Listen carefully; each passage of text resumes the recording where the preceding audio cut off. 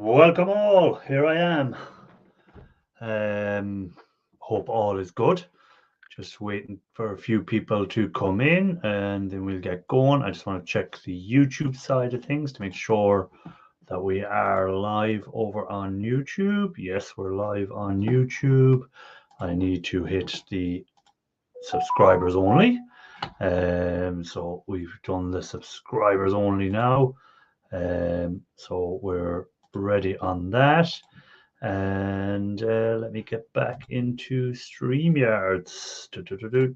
So we're back in StreamYards. So welcome in, guys. Good to see everyone. First off, I'm just going to highlight first person in tonight was Jules, and he gave me a €5 tip thing or super chat.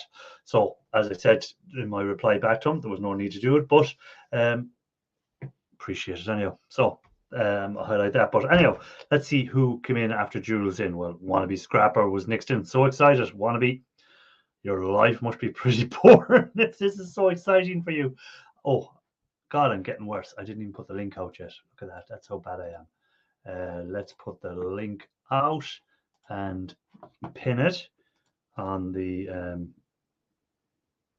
okay, didn't want to do that. X out of that. And pin it there and paste and pin. So that should be on the YouTube side of things now. Back into StreamYards. Okay, so Wannabe Scrapper was so excited. Electronic Scrapper came in then. So, and George Richardson was in after him. George, let me see what George say. Found your third nozzle. Yes. No, I didn't. George, definitely stolen out of the pack before it came to me. Let me see who came in after that then. EWaste Mike, good to see you, sir. Scrap and salvage. So we're up to date, I think. We're all up to date. So I can take off Jules because that was the €5 Jules. I just want to highlight it. So yeah, that's the story on it there. We're up and running. So right, guys, what have you been up to? What have you guys been scrapping out? Have you gone to the scrapyard? I've seen Ian Matthews. Oh, hold on now, that's kind of a bit blurry. Bring it back. I've seen Ian Matthews did a what did it pay? What did it what did it weigh? What did it pay without telling us what it weighed or what it paid? So I'd say it was a nice little payday, and he wanted to keep that one quiet. No notification today. Way to work. Okay. I don't know why I didn't get a notification. I set it up a couple of hours ago. Nice chunk. Welcome in. Good to see you, sir. Hope all is good. And with you, Everyday Solars, welcome in. Hope all is good with you. I seen you have a sore back at the moment.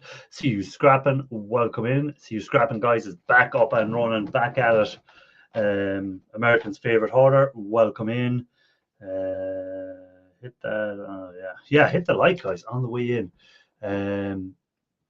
Let me, just in case you forgot, there you go. Don't forget to hit the like. That might help you out for a few minutes. Yeah, so what have people been scrapping out? Come on, guys, what have you been scrapping out? Have you gone to the scrapyard? Have you been like Ian Matthews, gone to the scrapyard and not tell us what you got because you made so much money there with all his brass and his fire extinguishers? You kept that one top secret, so he didn't want anyone to know what he's been doing. What did I scrap out this week? Let me see. What was I working on this week? I wasn't really working on much in the scrap side of things. We have a beep down in the basement. So that can only mean one thing. There's someone in there. Bush Dog, welcome in. Let me see. There he is. Welcome in, Sharky. Welcome. How you doing today? Not too bad. Not too bad. I just want to check something. Apologies, I'm in the middle of making sure everything's up and running. Because I was so intrigued on your stream. I was here watching, listening, I go, oh, Jesus, it's time for me to go live. But I should we're I should over. put in some sort of code that, so like about 5 minutes ahead of time, so that Yeah, to remind me that I have to go. I was just here listening to you. Go on and answering Corey's question about chopping off the ends and stuff like that. And next thing, I just popped over and I seen Wannabe Scrapper put up so excited. I go, well, your life must be very boring if this is going to be so exciting for you. No way, man. No way. This is awesome. I love coming here on your channel and having this discussion every Sunday. It's awesome. Yeah, it's good fun. Just so for anyone that's coming in, I just said I'd highlight this. Jules dropped me €5 at a crazy time today. What time was it at? I'd already put setting up the stream, and he put a €5 super chat. So I appreciate that from Jules. I told him not to bother doing it anymore, but he still went and done it. But I said I'd highlight it so that people know. I'm cleaning up wires now that I've been mixing up in a few buckets. Yeah, I'm terrible for mixing all the wires together, and then I have to go through them all again and take the singles and see what else I have to separate out. We have another beep. EWaste Mike, welcome. Mike, what's up, man? How's it going, dude? Full and wonderful scrapping Irish. I like. Did anyone see Wannabe Scrappers, one of his videos he did last week, the one where he featured Dean Matthews at the end of it? No? I missed that. Oh, stop. It was hilarious. Have a look at it. I got to go. I'm going to write that down. Make sure I go take a look at it. Another video. And then the last 5 or 2 minutes, 3 minutes of video was just pure E. Matthews, just playing with a hammer. It was just like... It was very funny. I really enjoyed that video, so I did. Let me see. I'm cleaning up wires and just seeing what everyone was at this week. I seen EWaste Mike is going to Board Sort again. With his little video he left for Chris. He just put a 10-second clip. Chris, I'm going to you on Monday. Something like that. He texted me crying I didn't have a video posted, so I posted a video.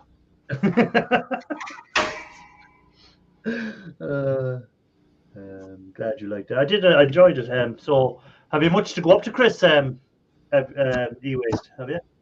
What's that? Have you much e-waste to bring up to him? No. About 1,800. Okay. But I got a whole shit of room. Yeah. Oh yeah, look at that. Look at all the monitors. Even that pile behind me. Yeah. Oh yeah. Don't forget about all the monitors hidden behind the shed. They're all going to the scrap. You just give it up on them. Well, I make $1 if I take them apart. I make 80 cents if I don't. So. Oh well then. And this way I don't have to deal with the plastic. So shred prices are up a little bit here. So my yard solely I could bring 100 a day. So. No, it's not too bad. And why don't they want you to bring more than 100? Can they not handle any more than 100? Well, the yard I go to, it's a small yard. So when you go there, you put everything in a box, and then they weigh it up, and then they take the box and they dump it in a big, as you guys say, skip. But it's a roll-off dumpster. You guys are just idiots. But anywho, so now I can go to the other yard. They have a bigger deal where I can take them all at once if I wanted to, but they actually pay. Their pay is actually cheaper, and I have to go like almost 20 miles, further away to do it. So, yeah. Hey, Ian, how much money did you make on that brass? I was about to say, did anyone notice the video of putting a picture up in the scrapyard of the girl where it's usually what does it weigh, what does it pay, and then no information at all. Didn't even say what it weighed, didn't say what it paid, in case he'd work out, because he said he was getting four pound a kg, and he didn't give us any in case we worked out how much money he made. Not yet, Sellers. Oh, can I answer that? Yes. Oh. Well, I painted myself into a corner, alas. So I'm pleased that some people actually watched the video, first of all. So, yeah, you've got the gist. I had a visitor here who bought some inverters off me, a guy called Boots Owen. He has a channel. And I took a photograph of his ticket. And then when I got to the yard, I was telling Ellie, I said, hey, this is what I've done. I know what you've paid him. I want to see what you're paying me. But also, When I got to the yard, there was 2 guys offloading a truck. And I know these guys, I've worked with them for years. So they let me film their ticket. And then I went and got paid. And then I realised I got paid more than everybody else. So you couldn't put it up then, so everyone would be upset. So she said, Ian, I'm going to pay you, but you can't show anybody. And it was like, oh, do I go for the lesser money and show the world, or do I go for the more the money and not show the world? Well, because you'd have done a fake ticket and paid you the same as the rest, and you said that was it, and then kept the rest a secret, like. So I decided I had no morals at all, and just couldn't tell you. I said, yeah, the first wanted to weigh, wanted to pay video without wanted to weigh or wanted to pay. Well, it was, I'll tell you, it was shy under £1,000. No, not too bad. Nice little. Not too bad. If I could have got the stainless steel in and the singles, but the car, oh my God. It was sitting low. Still low. I reckon these up to 630 kilos in the car, plus me, and I'm about 110-ish. How many stone is that? Too many. Oh, I'm flickering. This camera uses a load of bollocks. You know what I mean? I deserve more for a gold Rolex. What did you say? What did you say? I said I deserve more for a gold Rolex. So yes, I had a fantastic weigh-in. It should have created space, but it kind of didn't. That's what I can't figure out. Like you took a full carload of stuff, and then it looks the exact same as it was. It doesn't look any different. Because most of it comes from. Oh, I think he locked up. I think he's playing with his new phone again. I'm not touching it. I've got to.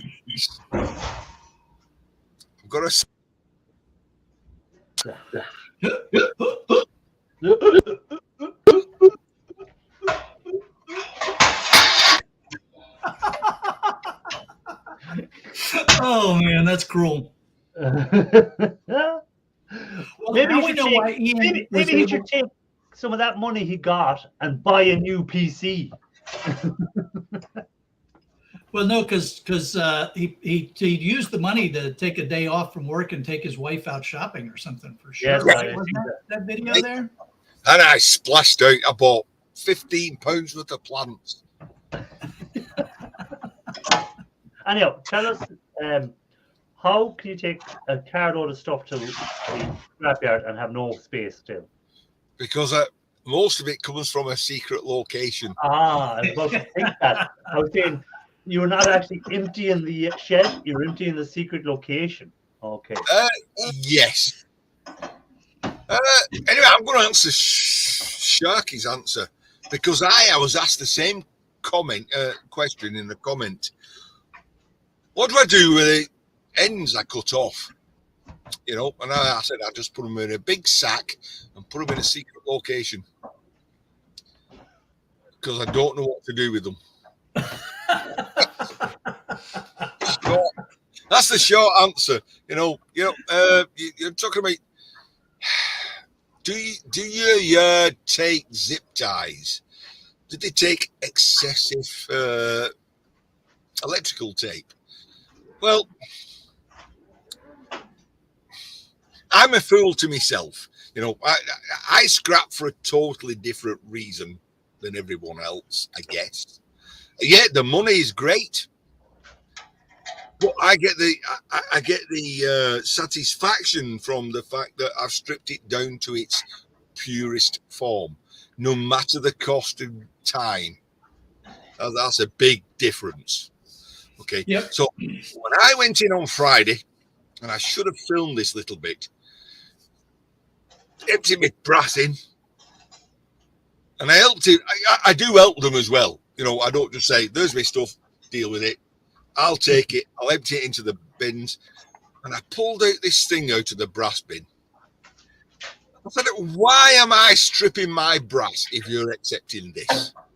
And it was the dirtiest, horriblest pieces of brass you've ever seen. It had plastic on it, it had iron on it, it had aluminium on it. I'm like, why am I stripping my stuff if you're taking this?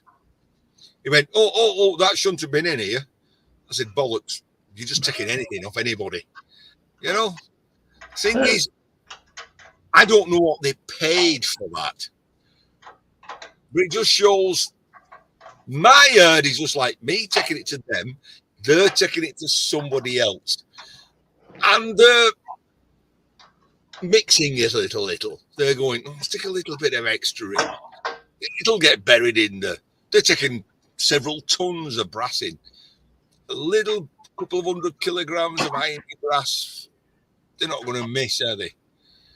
Well, and so here's the thing that the larger yards have to deal with, that they have to be careful of course, is so, you know, they sell much larger quantities to their buyer. When their buyer gets it, you know that their buyer is taking a look at what they're getting. If Correct. they draw off a sample of it and the first batch that they pull off has a whole bunch of crud, then they're not going to go through the whole thing. They're just going to say, this isn't clean brass, this is dirty brass. Here's what we're going to pay you. So your yard has to be careful how much of that junk they mix in with things, or they risk having tons of material downgraded. So Correct. Yeah, that's the game the big yards have to play. Well, here's some you, Shark. When you're picking up the shred, and you're bringing your shred, I just see you sometimes you're saying, "Oh, I wonder if there's too much plastic on it. Is this too much?" Well, what percentage of it has to be steel before you won't pick it up, or what's the story? So, unfortunately, the yard that I take the shred to, it depends on who's at the shred pile and what mood they're in, as to whether or not they will take certain things. So, you know, generally speaking, if my load is mostly obvious tin shred, then a little bit of plastic they don't care about. But again, it all depends on what mood the person who's there and what mood they're in when it shows up. And I don't ever find out until I go to get paid, and that's when I'll see on the payout slip, you know, 10-pound deduction for plastic or something like that. Okay, so that's when they won't say to you, sorry, we're not taking that. They'll just take it and then deduct it at the end. Right. Now, if it's really ugly, I've seen them turn people away. You know, and boy, that's when there have been almost fisticuffs, because, you know, somebody will show up and it'll just be garbage, or it'll be an AC system and they don't have any paperwork for it, and they're not a certified vendor like me, you know, and the guy at the shred pile says, no, can't take that. Or, no, we don't take refrigerators that still have all the AC system in them. And boy, howdy, I've seen some people get really, really ugly. Oh, man. I saw this one guy. I don't know what the hell this guy was thinking. He had a trailer. The gate was down on the trailer. They told him that they couldn't take it. But he said, you know, he started cussing at the guy. He goes around, he gets in his truck. You know, there's a refrigerator right at the end of the trailer. He floors the truck. The refrigerator falls out onto the ground, and he hauls ass out of the yard. Excuse me. Oops, sorry. You know, he hauls it out of the yard with the gate bouncing across the ground as he's flying out of the scrap yard. I'm like, what the heck? Dude, you're going to kill somebody with this nonsense. I've seen vehicles pull into the yard with sofas on settees, I don't know what to call them, coaches. It's an iron frame, and then we don't want it. Take it away. We don't want it. Yeah. You know, they try anything. You know, I was shocked. I wanted to show a picture of a sign they'd put up, or somebody spilt a drink over it, so they took it down. But it was like £100 deduction per lithium battery. Oh yeah. Lithium batteries, and I wanted to show. I said, "Where's the warning sign?" Well, somebody spilt something on it, and it turned out it like we do accept lithium batteries. So I said, just rip it. She said, Ellie said, rip it up, do a new one. I'm like, wow, we all know. I mean, I've cut a lithium battery open for fun and threw it out the garage when that evil green flame started coming out of it. I ain't doing that again. This is evil stuff, But wow. But see, this is going to be the big thing in the future. How are these batteries going to be recycled? Because there's going to be millions of these batteries going around the place, and how are they going to recycle them? And will there be money out of it for us, or will it be just too hazardous of an item for a normal scrapper to handle? That's the issue. Lithium is going to be expensive. Lithium's got to be expensive, and it's easy enough to take apart under a layer of oil. Stanley knife, unfold it, roll it up, keep it under oil, and as long as the oxygen's not going to get to it or moisture, you're fine. You can collect the lithium metal, and obviously they're mining it everywhere because everywhere's going electric. I suspect that what like right now, I can take lithium batteries from laptops in, but that's because when you open up those laptop battery packs, what you'll find inside of there are essentially little AA batteries made out of lithium, a whole bunch of them stacked up in there, and those can be tested and reused pretty easily. But the other lithium batteries that are the foil, like Ian was talking about and such, my yards won't take. Eventually, there will be, and they may exist right now, and I just haven't found them. There's going to be companies that deal with all types of lithium batteries because lithium is expensive. It needs to be recycled, and there are ways that you can recycle it. Now, the chemistries are all different too, which adds a layer of complication. So, a lithium battery is not a lithium battery. There's other chemistry in there. So any recycling company is going to have to be able to deal with the different chemistries that come in with aluminum. It's going to happen. It's just not here yet, but it'll happen. One of his scrappers definitely has to get his insurance off because I'm stockpiling batteries because I have no idea what to do with them. Should I get fire insurance? No, listen. I've got lithium batteries in here I've stored for years, with no precautions whatsoever. I'm scared of moving them, so I leave them alone. There's a channel called GBS Engineering. Howard, he's a friend of mine, and he's into electronics and stuff. He does so a lot of retro. Like get an old ZX Spectrum and make it work. He's that type of guy, right? So he's just put a video up where he's picking up throwaway vaping pens, and he's taking the lithium batteries out of them. Hey, them throwaway pins have gold in them as well. Some of them. Well, he didn't show any gold, and it was interesting how he went through the process because he doesn't know what he's taking apart and he doesn't know how it works, but he figures it out. Somebody commented and said, "Right, you buy a DeWalt battery. The lithium batteries in there have got a lot of circuitry to say that you can't overcharge them, etc." These throwaway pens don't have that circuitry whatsoever. And he takes it apart, and it's literally just a lithium battery attached to a very interesting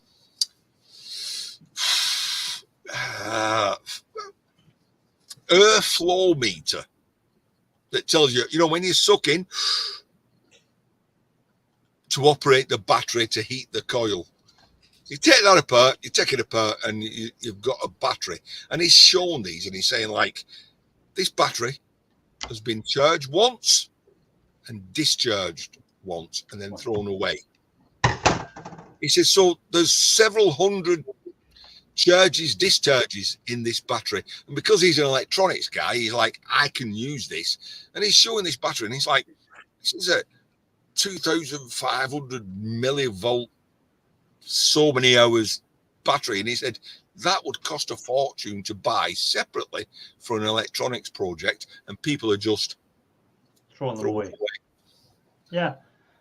You know, because as you say, there is a certain amount of charges you can get out of each charge and discharge out of each battery. So if they're only using it once on the throwaway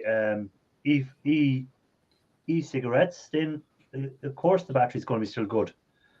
I just want to say hi to a few people that came in, by the way, before we go any further. Who came in? Well, Corey's in. Corey's in. Or Scott is in.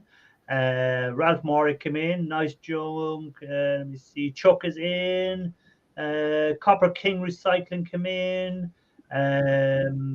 Paul Frost is in. Who else did I see coming in? There was someone else I missed you. If I missed you, put it up again. Make a comment again, and I'll get you, because I think I said hello to everyone else that came in previously. But in case I've missed you, put a comment in, and if I haven't already said hi, I will. So there you go. Anyhow, what were you going to say, Mr. Matthews, before I stopped you in your tracks? Oh, that was it. It's just they're saying lithium's expensive, and yet they're making something that you can just throw away. Yeah. Well, that was an interesting one. Who put that one in? Wasn't it Chuck was saying there that he's seen that they're going to do the lithium mine in, was it Cornwall, he said? Cornwall, because lithium is very closely tied to tin, by the way. Yeah, new mine for lithium in Cornwall. So cool. I didn't know there was a lithium mine in the UK. So there we go. That was an interesting thing to see. Our Scott, but it is interesting. I'm sorry, you're saying hi to folks. I interrupted. No, go on, carry on. Okay, it is interesting though. You know, it's like gold, right? Gold is very expensive, but there are some things that have a little bit of gold in them. You know, the people that are making the vaping pens, they've figured out what the cost benefit analysis is. For how much lithium they can put in the battery for that vape pen, what they have to sell the vape pen for, how many they're going to sell, in order to, make a profit. And then I think also that they probably early on, they were banking on people getting hooked on this stuff really fast and losing them so that they would be buying even more. All that math goes in. And, that's like, how many times have you taken a VCR apart and seen gold-plated connectors for coax cable? It's like, yes. What the hell do you need a gold-plated connector for coax cable for goodness sake? Well, you can spend a few pennies to plate some gold on a connector and sell it for extra dollars. So, Well, it's the same as we went from analog to digital, didn't we? So DVI connectors, from your DVD player to your telly. HDMI connector. HDMI, right. It's digital. It's 0 or it's 1. It works or it doesn't. The fact that it's gold plated won't make any difference whatsoever. As long as it can tell it's a 0 or tell it's as a 1, it'll work. Yeah, well, I think the only reason that some of them do gold plate them is over time the corrosion can come if it's not gold plated on the actual connector itself. Yeah. But by the time the corrosion will come on it, the chances are you will have replaced that cable anyhow. It's probably going to be lost by then. And they start saying the big selling point is deoxygenated copper.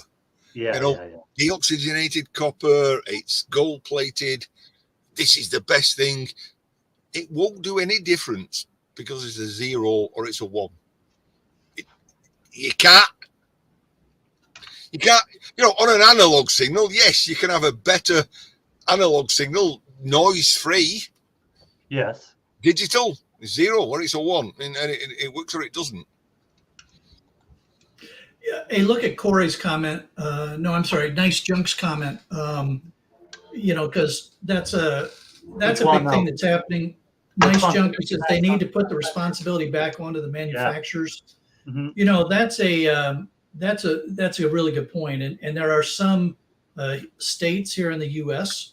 that are enacting laws that say that electronics manufacturers have to have an end of life program in place. And what that has caused is that some recycling companies are now contracting with electronics manufacturers to be the people that take those things at the end of life and get them recycled. The issue becomes there's a cost involved with that. And we all know that businesses will pass on the cost to the consumer if at all possible. So, he's a beast. It becomes this almost this weird self-licking ice cream cone where we say you should make the company responsible for dealing with this, and the company says, and then the politicians enact these laws, and then the companies say, okay, well that means we're going to add $10 to every item so that it has to get recycled. It's this weird merry-go-round that goes on with recycled items. It's got to happen. Over here, they have a company called We Ireland, W with 3 E's after it, right? And it's Waste Electronics something. I forget what. I'll find out what it stands for again. But they do. When you go into your shop and you buy a new TV, there's a €2 charge on the TV, or there might be a €5 on a fridge and a €10 on America, and that's for this company then to take these items back and recycle them. Now, they had a collection actually in my town, and I was crying. I nearly cried. I drove by their collection point just to see what people were dropping up, and there were pallets and pallets of laptops and PCs. And I was just looking in at all this stuff and thinking how I'd love to get my hands on that. And, okay. Mike, have you ever taken a compressor apart before? I can help you. I can guide you if you wish. Go tell some grass. Go tell some grass. It's a good thing both his hands were busy, or I think he would have been. I said a damn word this whole time, and now he wants to be a clown. I like you. It's like, what are you doing? Are you going to buzzer it? Are you going to love it to death? Or are you going to take the copper out of it?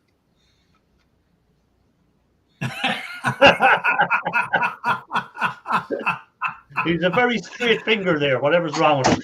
Yeah, I got a Hey, Mike. No, Mac knows how to take a compressor apart. Just this guy needs some guidance. What's up, Cruiser? All I wanted. The rest is garbage. The rest goes in the shred pile. Look into how to do here in Alberta. We pay a fee for recycling, then we buy electronics, and they have EWaste Dropout places to take it for. Yeah, that's exactly what they do here in Ireland too. So when you buy the TV, you can bring back your old TV to the shop you bought it at, and then that crowd will come and collect all the TVs off the shops once a month or once every 2 months or whatever. So then but they also get. It's a bit of a con, really, I think, because they're going to get the scrap metal value, right? They're going to get the thing. Plus, then they're getting this extra £5 or £2 that I'm having to pay at the shop. So, it's like a little money maker. But how do we get in on that money maker? I want to know. Well, but wait a minute. Didn't Wannabe Scrapper figure that out where he's at by getting certified to remove the refrigerants? Wasn't that Wannabe Scrapper last week? He was telling us about that. And so he gets that money back. If I understood it correctly, he gets that money back when he does that with the fridges. Yeah. So he figured it out. He's a smart guy. I understand that, but we'd say this company in Ireland, this We Ireland company, they're actually part of a big scrap company, scrapyard, and they've got the contract for doing this. So all they're essentially doing is collecting it under We Ireland, then bringing it into their scrapyard, scrapping it out, and selling it on again as scrap parts. Hey, UK Scrapper. Hey, UK Scrapper, welcome in, sir. I'm a fortunate guy in that every fridge compressor I get has Oh, sorry, wrong thing. Sorry. Wrong person. has already been legitimately degassed. Oh yeah, I've been told that many times too. Yeah. No, This was legitimately cut. I can vouch for it that it's been degassed. I can vouch for that. Yeah. It's the Yeah, well, methodology. I can vouch that they've been degassed too, but not properly by the people that gave it to me. Hey, and the scrappers online as well, they can say that the wire that has been burnt black from being burnt was not burnt. No one ever burned it. Came from a house that burned down. It's not bonfire night yet. But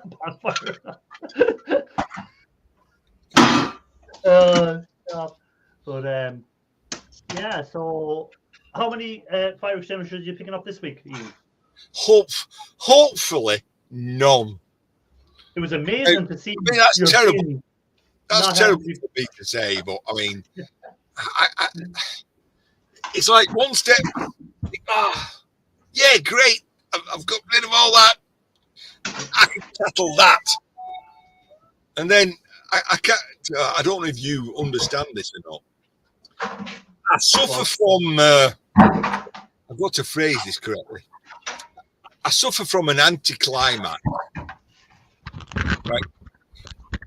I've taken in. I've worked hard. I've worked till midnight. I've weighed it all in.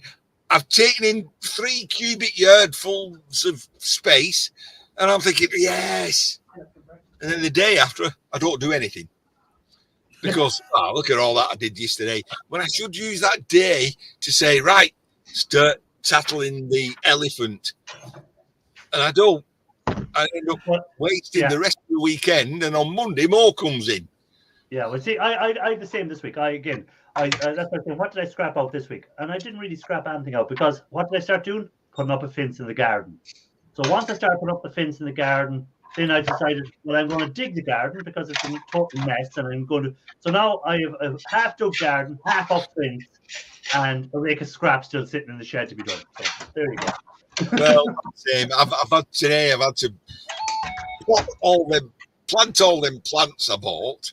Are you not worried? Are you not worried the frost will come yet again? Not now. Frost. No, it's April. We're not going to get frost. I guarantee wait a you minute. there'll be another frost. I think I have a picture of Ian planting stuff. Here, wait a minute. Oh, Whoa! we'll never show that to anyone.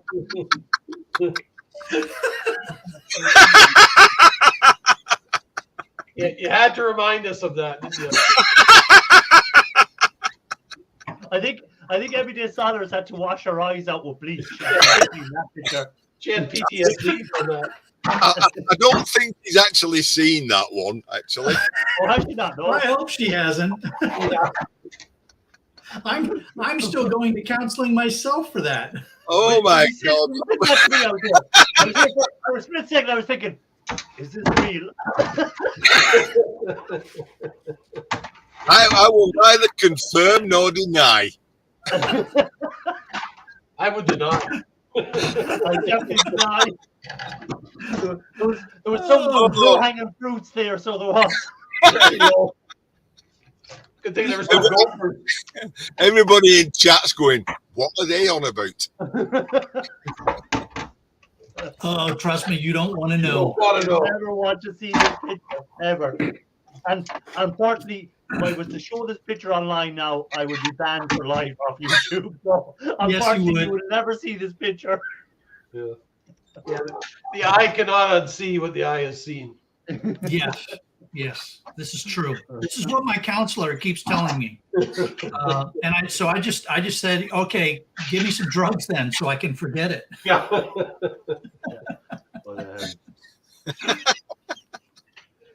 Well, that's what ties us together, isn't it? You know. We're all kind of weird. Yeah. Oh, I'm not quite sure what that says about us, Ian. Yeah. Hey, Parknest. Hey, partners. Hey, Parky, how you doing, man? Anyway, listen, I hate to bring this up, really, but what about Wannabe's tiny hammer? What can we? Yeah, What I was can we about do? to say, I really enjoyed that video. That video was really funny. So it was. Should I send that to him? You know what I mean? You know, it's just He might had make. a little toffee hammer, like, and I'm there trying to break it off. But his face when he said, like, so I can do a transformer with an hammer. Yeah. And the sweat pouring off him, and I'm out of breath. I was splitting my sides laughing watching that. It was a very funny video. I have to say, Wannabe is a funny kind of guy, and his videos are very, very funny. And he's got that little bit of wit about him, and it's like dark humor sometimes, and it's just like it is funny. And the bit at the end with you and the hammers, and I just couldn't. He said we leave it to the man. And did you see the bit at the end then where he was the outtakes? Did you see them? No. Oh, he's a funny guy. I've got a vision of all you tied up together. I definitely wouldn't want to be tied up in the photo that Dean had. Or anywhere near him. So Ian, what's the plan this week? What are you going to get rid of in the shed? Well, first of all, it's Good Friday this weekend, so the scrapyard is shut. So there is no going to the scrapyard this week. So what am I doing? And is your place open Good Friday? Are you working Good Friday? Nope. No. Well, I don't work Fridays anyway. No, but if they're not open Friday, would you not have Thursday off then instead? No, I don't quite work like that. And I'm going to explain this because I don't see the sense in it. Okay, right. So I don't work a Friday. Now, on Fridays, we only work till 12 anyway. So that's 4 hours. So if you're going to do your math, you're going to say 50 weeks or 49 weeks. You know, I'm not going to work a Friday. Call it 50 weeks so I can do the math. Right? So 50 times 4, you know, it's 25 8 hours. So 25 is a month, isn't it? So I work a month less than everyone else at work. Now we accrue holidays at the rate of something like 3.2 days per year, 3.2 days per month. So I work 1 month less than everyone else. I should lose 3.2 days. No, you get a day and a half for every month you work, you clown. A day and a half. Okay. Yeah. A day and a half. Okay. So I work a month less. I should lose a day and a half. Yes. But if you go on the government website and you put how many hours do you work and what holidays you're entitled to, I actually lose 6 days holidays. I don't know why, but that's the computation. Now, fortunately, my boss doesn't hold me to that, and he pays me the same amount of holidays as he pays somebody who works full time.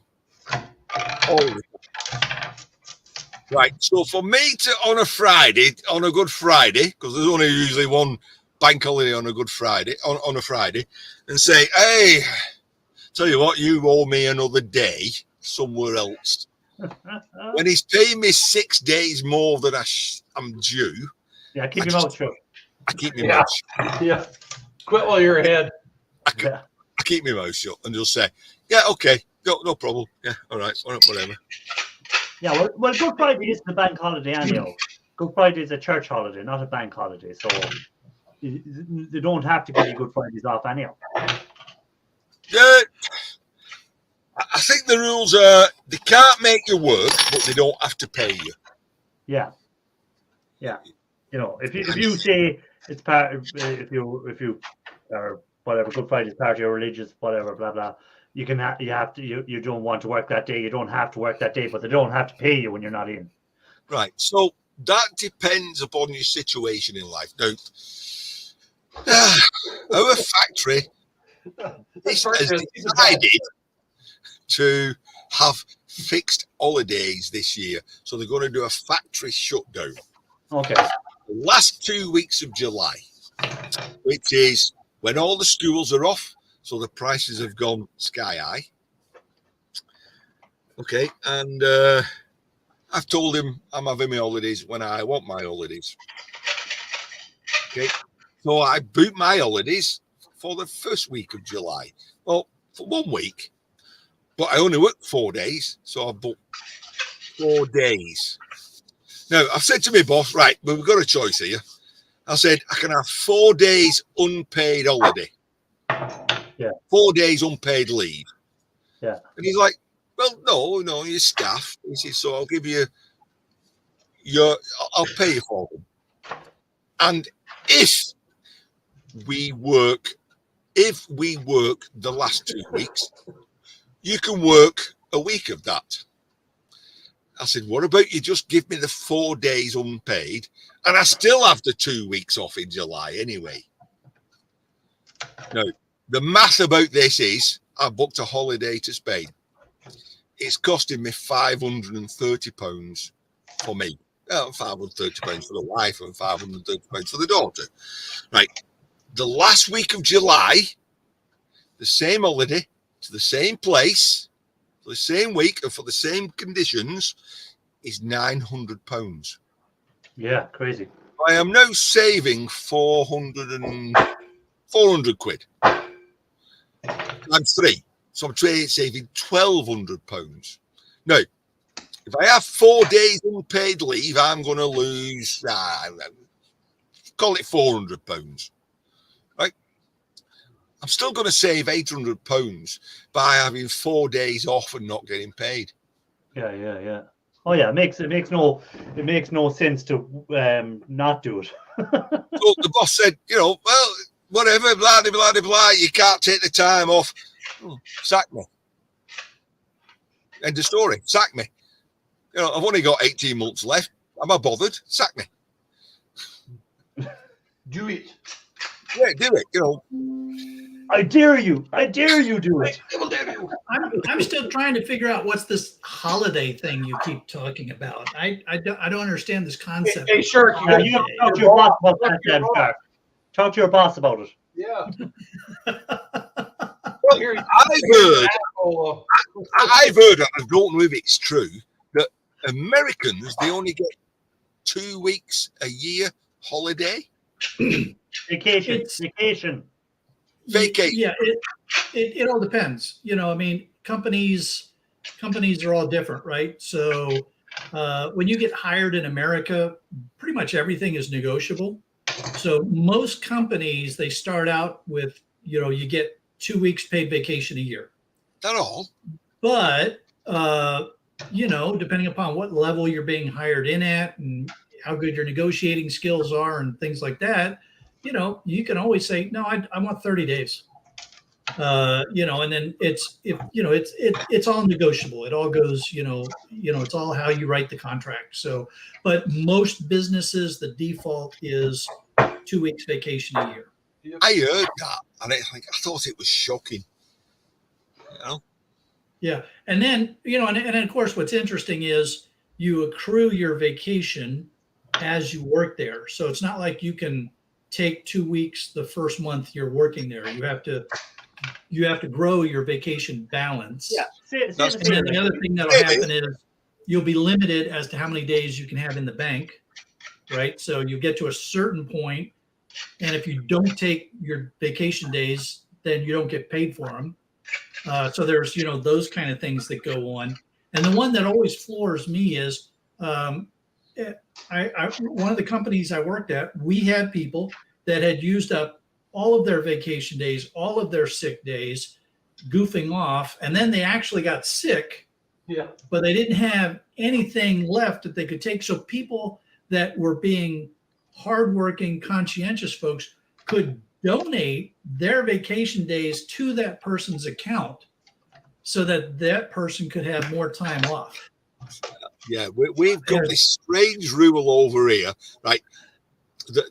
Legally, you have to take holiday because you need your brain to rest, your body to Yeah. rest. So legally, you have to do. And then they say, if you're off sick, you are not taking a rest because you're sick. Yeah. So while you're off sick, you're not taking your holidays. Yeah. Right. What this led to is some people go on long-term sick. They're off for 5 years or so, 6 years or so, 8 years, 10 years. They've got such a debilitating illness they can't work, but the company can't finish them because you can't finish somebody who's off sick. Right. So this company, they got fed up with one guy, 10 years off sick, and they sacked him. And he then took them to an industrial tribunal and said, right, I want 10 years of holidays back. I want 3 weeks. For the last 10 years, I want 30 weeks of holidays paid to me. And the government agreed. They said, yeah, you're right. You know, you've been off sick. You've not taken your holidays. So you've not had your rest. And the company haven't given you these rest. So yes, that company has to pay you 10 years at 3 weeks of holiday. Now, of course, that company appealed and went to the tribunal again. And the tribunal listened to them and said, well, it's a bit long for, 10 years. You haven't taken your holidays. We're going to minimize it to 3 years. So you can be on long-term sick, right? Not take any holidays. And the company that employs you still owes you those holidays for 3 years. If they sack you. If you finish of your own accord, you lose those holidays. So now companies won't sack anybody who's been on long-term sick because they have to pay them 3 years back pay holidays, which creates a strange situation. So they keep them on the books, but they're not paying them. Yeah, Correct. Yes.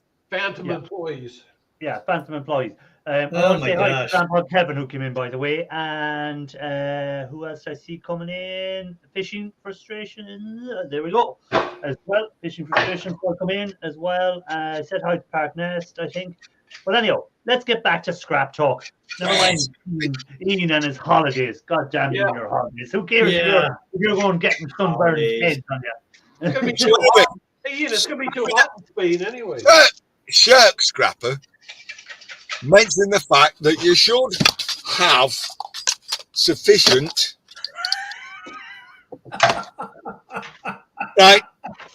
earmuffs. I just don't have enough ears to go round. However, I'm going to move on to something else. Because I acquired, and I can't even find where it is. Oh, gee, imagine that. You can't find something in the shed. Yeah, shock. So anyway, I got this laser thing I took apart. Right? Now, I watch a guy called Jeremy Makes Things. Big channel, not as big as he should be, but he gets lumps of old steel and he makes something fantastic out of it. I'm an artist, I'm on about engineering. And he was donated from a company a laser equipment thing, which I got about 40 watts, and it would laser brass, it would laser aluminium, it would etch steel. Right. And I watched that and I saw this comment. The comment was that big. I started to read it. And it kind of like, whoa. Because I've got this laser thing in here somewhere. As you know. It's got lots of like prisms in it and lenses. So I went to bought myself a laser pen. £1.50 from the pound shop. Well, from a pound shop, £1.50. Yeah, they ripped me off. So it's like, I'm going to set this up and I'm going to fire this laser pen through all these prisms and things. And then I read this comment, and it was all about the frequency of lasers and the fact that you could have a dirt pair of glasses on, but if it's not attuned to block that laser wavelength, right, you can burn your eyeball. Yeah. Yes. And that's made me pause, because it's like, I could shine that laser. I don't know where it's going to go, do I? Yeah, I was going to say it'd be like a James Bond film. It'd be just pointing back at you. You know, and you've got to think, yes, scrapping's fun. To a certain point, if you're dealing with high voltage, if you're messing with capacitors that are thousands of volts, you don't know what's going to kill you. Yeah, exactly. And the whole point of this big comment was, you can mess about with lots of things, but lasers, in 1 millisecond, you've blinded yourself. Yeah. And that's made me think, oh, maybe I shouldn't do this, but I will. But maybe Eventually you will. So Ian, I can see the video now already. He'll have a pair of Well, sunglasses. close one eye. He'll have the shield for welding on. He'll have something around that. And he'll be pointing the laser at the wall and burning a hole through it because he won't be able to see what he's doing. Yeah. So the fact that I only paid £1.50 for this laser tells me it's not really very powerful. Well, but I mean, you know, we've had people get blinded with laser pointers. So yeah, it's and you know that's a big risk item in the military. The Chinese, the Russians, they love to shoot lasers at our pilots and try to blind the pilot. Yep. And I mean that's a huge issue that you know we constantly have to be careful of. You know, because they just think it's good fun to try to blind the pilot with a laser, and then they'll deny it. Of course, you know, it's very dangerous because who's going to fly the plane? That's, you know, those kind of things. Plus, you blinded somebody. So, yeah, it's a huge issue. Yeah, I just want to comment on this, or answer this comment that Electronic Scrapper about the, you know, if you've seen his video where he done the gold recovery without using assets, and which is brilliant. I thought. That's why I said anyone that wants to get into gold recovery, and again, assets is not, again, around about lasers. Assets is the same. Assets can kill you. If you mix the wrong chemicals, you don't have the right stuff on, you don't have proper ventilation, you might have 10 seconds later, you'll be down the ground dead from the fumes. So Electronic Scrapper done a good video, if anyone wants to see it, where you can get the gold off the fingerboards and stuff like that without having to use assets. And it's something I'll probably try at some stage as well. But at the moment, I've a lot of acid I need to use up anyhow first. So until then, I'll keep working with my acid. It doesn't. It's been far too damaged by alcohol. But yeah, if anyone wants to check that video out, check it out. Well, Another alternative. If it doesn't kill you, it only makes you stronger or wiser. Or blinder. Or blinder, yeah. Yeah, well, that's, you know, seriously, though, that was a little bit of a worry once I read that. You know, I'm all set for getting this thing and just firing a laser through it, thinking, you know, create a bit of smoke so you can a laser. And then thinking, I'm going to have to research this a little bit more. Yeah. Well, there was a guy who lived about 20 miles away from me. He only lived about 20 miles away from me, and he is now blind from an accident where he was melting aluminium, and he poured the aluminium, I think, into a wet container, and the aluminium came straight up into his face and blinded him. Yep. Ooh, ouchie. Yeah. Wow. So I bet you he cussed. Because of that. So I bet you he cussed. Yeah, because again, as Ralph Morrick will tell you, if you pour a hot liquid into a damp crucible, or a crucible has water in there or something like that, straight away you're going to get that explosion back up out of the crucible, and that's what happened to him. And now, because of that, he hadn't got the proper safety gear on his face. He is blind. So for the sake of whatever that aluminium was going to be worth to him by melting it, he is now blind. So sometimes you have to take a step back and go, is it really worth doing this? Oh. Now, Irish, have you ever taken apart a beer barrel? No, it's against the law in Ireland to scrap a beer barrel. It Ooh, is. nice try, Ian. Nice try. But have you ever seen one taken apart? No. Right. Okay. So I've seen it on YouTube. So, you got this big, you got a beer barrel, stainless steel. You've got this device in the middle. I'll be back in a minute. And a big stainless tube going down the bottom. I've seen it on YouTube. Right. So I deal with a traveller, and he's sourcing.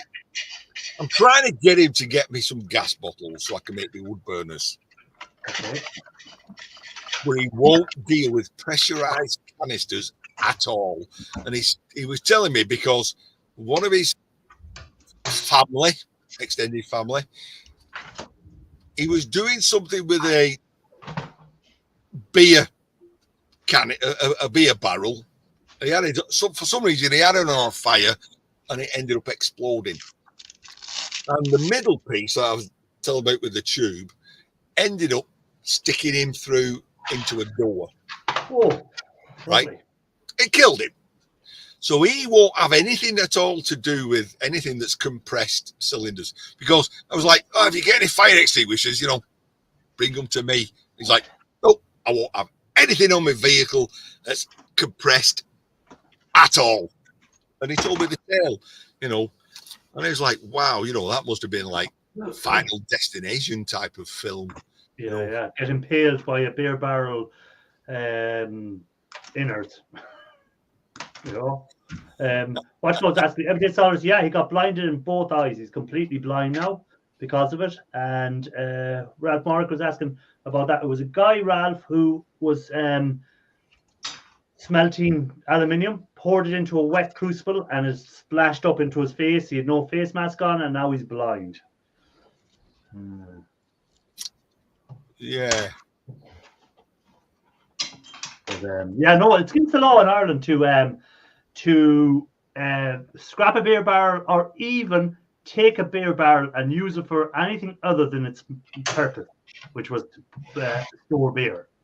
So even the guys, you used to see years ago on the building sites, you'd have the guys with the 2 beer barrels and the plank going across, and they'd be standing on that doing whatever sort of work on a site. And there's crowds go around now from the Guinness or whoever, and if you are found with any of them barrels, you're fined. So there we go. Wannabe Scrapper says, why though? What's with the beer barrels? Well, they're made of stainless steel.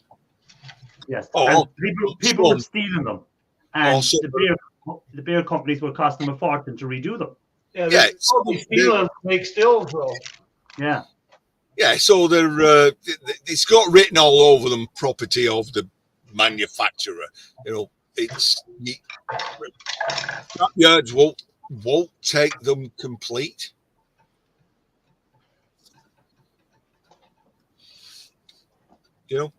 Maybe So you'd have to if you did acquire one, it would involve having to scrap it out. But as that unfortunate person found out, if you try and scrap something that's compressed and you don't know what you're doing, you may end up being killed. Oh, shit yourself. Or worse. What's worse than being killed? Have you seen that warning sign? May cause death or worse. Is it the same with gas bottles, propane bottles?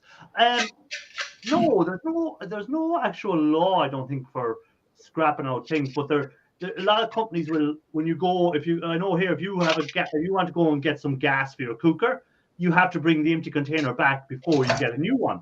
And if you don't bring the empty container back, you have to pay €40. Oh, that's the biggest con going. Yes. So you've got your Joe Blog. You live in a rural place. You've got your Joe Blog's gas supplier, and he does Cala. Right. So you go to him and you want a bottle, and he says, right, it's £40, €40 deposit, which reduces over 3 years. So after the second year, you only get 30 back. After the third year, you only get such back. After the fourth year, you don't get anything back. Right? And after 3 years, you go back to him and you say, right, I've got my Keller bottle, can I change it? And he says, we're Energas now, mate. What do you mean? No, we're not Keller anymore. We've changed. We're Energas. Well, will you take this back? No, you need to pay €40 for an Energas bottle. And they have a straight face like that. Yep, €40. And Ian goes, that's okay. I'll just make a little stove out of this and I'll sell this for £120. Thank you very much. There you go. So people don't take them back. People don't know how to get. And he went, well, can I leave it here? And he goes, no, I don't want it. So they, well, what do they do with it? So they just, that film, Better Call Saul, Better Call Ian. Better call Ian. I know a guy that'll take it. Ian know a guy that takes it.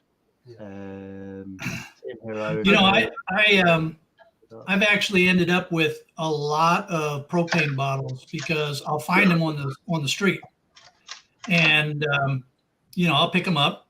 And at first, I was like, I'm not really sure what I'm going to be doing with these.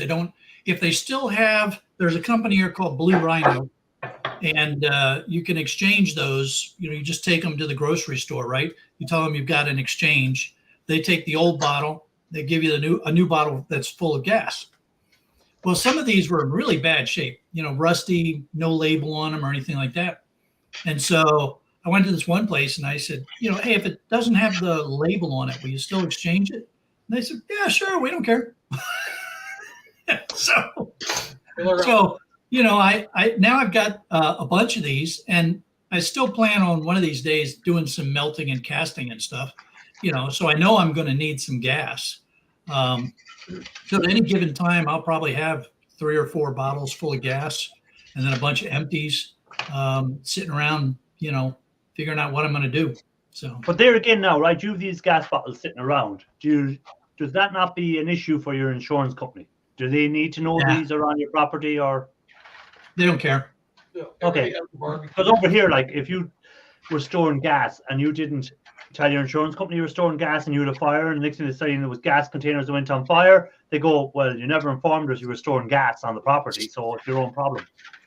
Yeah, no, they're not going to care. It's there are some people around here that'll have 100-pound bottles and stuff. Huge things. So Ian's doing laundry. Oh no, I've no gas here. I've had enough of Ian today. Ready?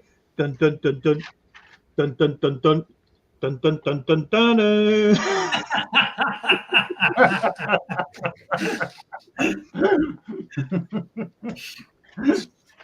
That's bad. Oh, if this place ever catches on fire, you will hear it in America. Propane has to be what God said there. Propane has to be recertified. It's Kevin. He's actually coming up here now, so he can tell us. Hey, Kevin. a propane cylinder What's up, Kevin? in the United States. How's everyone? In the United States, if a propane cylinder is over 12 years old, it cannot legally be refilled. It must be recertified for that purpose. Otherwise, it has to be destroyed by the manufacturer.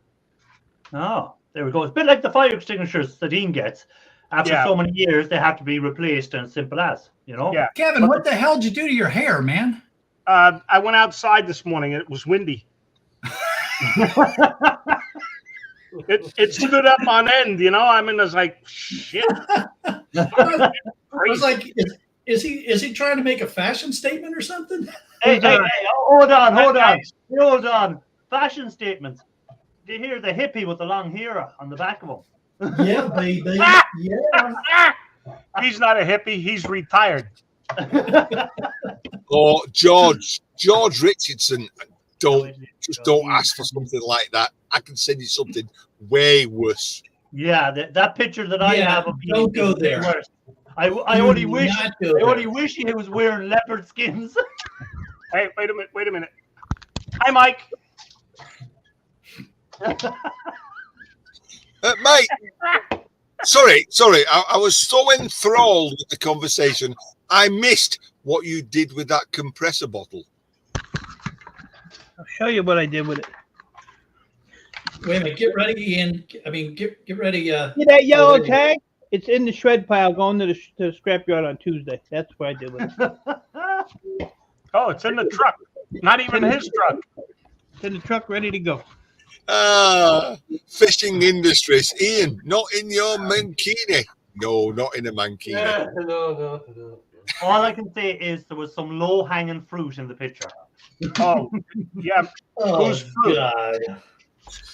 Go on, let me show it. No, you're not No. showing it. You even attempt to show it. All right, Yes, let me Ian, describe see the it. fruit. Let me describe it. See this donkey? See this donkey? That's a jackass. That's not a donkey. Let's band it over. You might be right, Parknest. Something like that. Yeah, Ian is Oh my God. answer to Borat. After I saw that picture, I was tempted to pour hot aluminum in a Hey, steaming I pile know of what water. he's coming with now. I know exactly what Ian is coming with here. I know exactly what he's coming with. Every day. Don't ask to see him in mankini. It was something like that, if I recall, wasn't it? Yes, it was exactly like that. Yes, but did it have eyeballs in it? I didn't look close enough to see. Your balls. Oh, man. My eyes were burning at that stage. I needed to put something in to wash them out. I had to go out and get some holy water and wash my eyes out with it. And holy water won't help. I know. Solers, are you saying I actually sent you that one as well? Oh my God! I said to him, "How are you enjoying the holiday or something?" And he goes, "Oh, I had to do some gardening before I went." And he says this picture to me, and I'm here like, "Oh my God!" Shark, are you trying to say that you have a therapist? I had After to get a that therapist picture? afterwards. Is that something to do I with your needed military two time? after that picture. Does it have anything to do with your military time? Yeah, Solers, yeah, it was in our group chat. I do remember. Yeah, sorry. That group chat that got very out of hand very quickly. Yeah, No, that was only when WTF Mike joined. It took an WTF awful. Mike is in a whole world all by himself. Yeah, that got a little bit too out of hand in the end. It did. It transcended the boundaries of decency. It did. It started off like as a scrap sort of thing, and people talk, and then all of a sudden pictures started appearing, and then the pictures started getting worse and worse and worse, and it got to a level where you just couldn't watch it any longer. Hey, so I'm going to try to get our minds off of that image. Okay. Yes. And with Please do. Easter coming on, Mrs. Shark has been busy working on some Easter eggs that she's going to hand out to some of the kids here. Oh, that's nice. You're a So lucky guy. I thought So that's those are chocolate, white chocolate shells with the coloring, and then she'll be filling them with chocolate and crunchy stuff and what have you. $20 bills. She putting any $20 bills inside them just to surprise the kids? No money, just chocolate and crunchy stuff. Talk about cheap. See, there we go. I'm being blamed for knowing wrong guns. Well, you are wrong in yourself. Ian. Oh, I thought you were putting that picture up. I was going to say, God, let's just stop you coming up, Kevin. Ian, that's for you. Oh, Thank you. That's a big bull, that is. that'll be. Anyhow, get back to scrap talk, you clowns. I tried to change the subject for you, man. I tried to get us out of there. I'm going to ask Kevin, have you scrapped any of your computers out you picked up the last time yet? No. How many computers have you there to scrap out now? You must have an awful good I plan. probably scrapped out about 50 computers, and I think I have about 250 more to go. Wow. Just wish they'd given Plus the 2 spectrometers and the YAG laser, which I haven't touched yet. Oh, a YAG laser. Ooh, laser. Yeah. Did you see the video on that? Oh, you have to go back and look at my stream. I will. Hmm. Well, where did you pick that up from again? There was a fellow over here in a couple towns over who spotted me checking into his dumpster. And I pulled a few items out, and he mentioned that he had some equipment. He had 2 spectrometers and a YAG laser, so he gave me all 3 of them. But he had to load them into the trailer on a forklift. They're so big. And how did you get them out? I slid them out with a chain off the tractor. Just pulled them right out.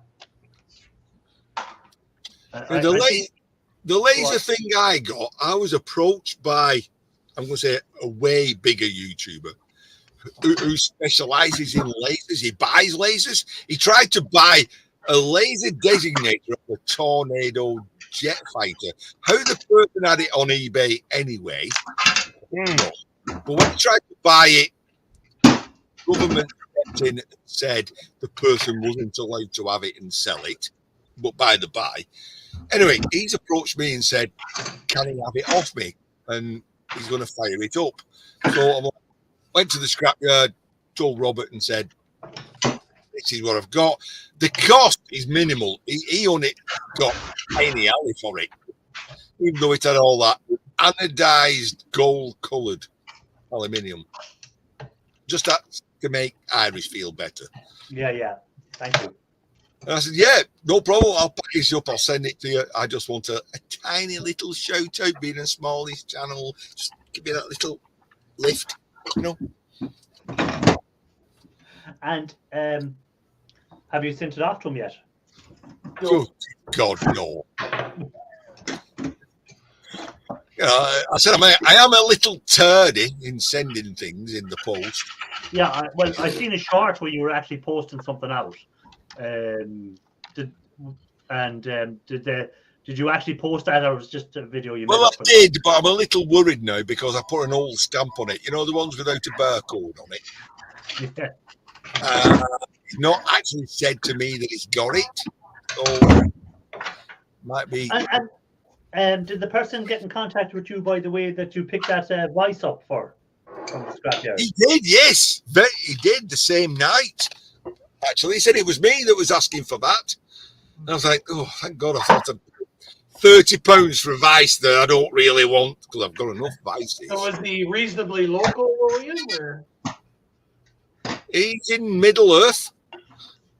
Sorry, Birmingham, Middle England. 30 kilometers below the surface.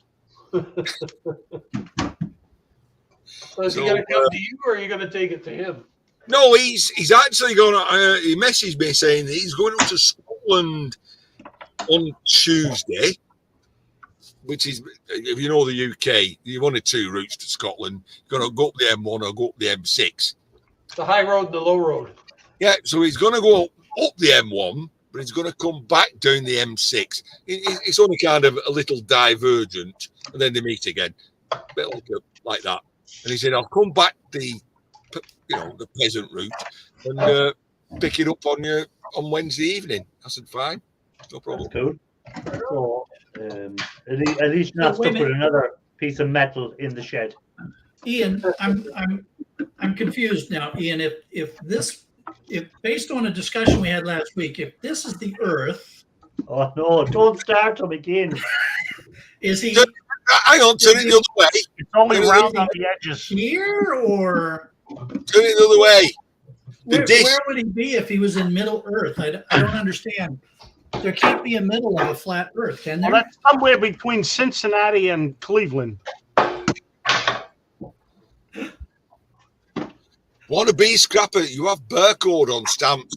Only since last month. That's gutted me, I tell you. I've been saving stamps off people that have been sending me things for years, and now they're worthless. But it doesn't really matter because I never really send anything out anyway.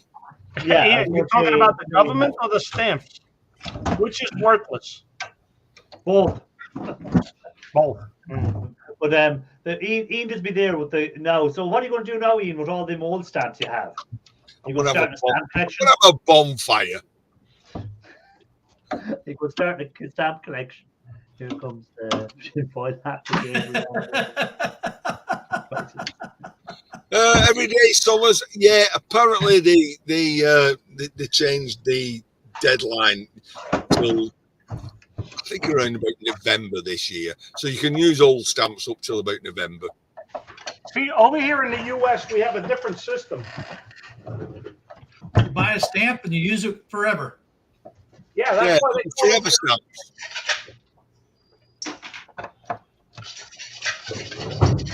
Yeah, they put a forever stamp heading on them. And even if the postage goes up, you can still use them at the current postage rate. Yeah, so there's no value. Once you, whatever you have, doesn't matter if it goes up 3 or 4 times in the meantime, you still can use that stamp. You can still use it at the current postage rate. Yes. Yeah, here you just got to keep adding stamps. Yeah. Yeah, in here in Ireland, if they decide that they're not going to put anything on, you have to buy another stamp. And if you have really cool viewers and subscribers, I can add they stamps. send you sheets I of can add stamps. stamps. Look. Hold on a second and go back to you in a second, Kevin. Look at that. Time's up. Very cool subscriber sent me these stamps. These are U.S. stamps. Got all kinds of marine creatures on them. And do you know who prints those stamps? I don't care who prints the stamps. Well, this is the post office. Show us your stamps you have there. What were you showing us, Kevin? Oh, there we go. Are those actual stamps Yes. that you can post things with? Yes. Yes. Amazing. Move out a bit, move out a bit, move out a bit, move out a bit. Come on. Move out. Come on. Focus, you little bugger. No, too white. There we go. There you go. Pre-sorted standard. This means junk mail. Third-class mail. So if you see that stamp coming, you know it's rubbish. You know it's junk That's mail right correct. away. Because it says pre-sorted standard. Don't even open it. It's junk mail. That's correct. You know, I asked my postal carrier the other day. Real nice lady. She's she's always fun to talk to. And so I was pulling the junk mail out. She had pulled up while I was outside. And so I said to her, I said, does it bother you that 90% of what you put in my mailbox goes right into the recycle bin? I don't even take it in the house. She said, heck, I don't care, man. It's still paying my bills. That's right. It's paying her. It's paying her debt. Yep. Yeah. Well, Shirk, I'm going to relate that to a tale that a guy I used to work with, when he did his apprenticeship and it was called J. Brown Tractors. They're like John Deere tractors, but in England. And he was doing an apprentice, and he had to spend a month in the drawing office where it was whiteboards and pens and everything. I'm going way back when. And he said he got with this guy, and he was literally signing the box at the bottom saying the job is done. And a guy came up, and he basically went, been a revision, give it to him. And he kind of just went, ripped it off, this big drawing, ripped it off, folded it up, threw it in the bin. You know what I mean? Put a new sheet under, and he said to him, are you not gutted? You just spent weeks doing that drawing. You're just about to sign it off, and they told you there's a revision. He said, I get paid just as much to draw a new one as I did to throw it in the bin. Yeah. He wasn't bothered. He said, I'm getting paid 8 till 5. Yeah.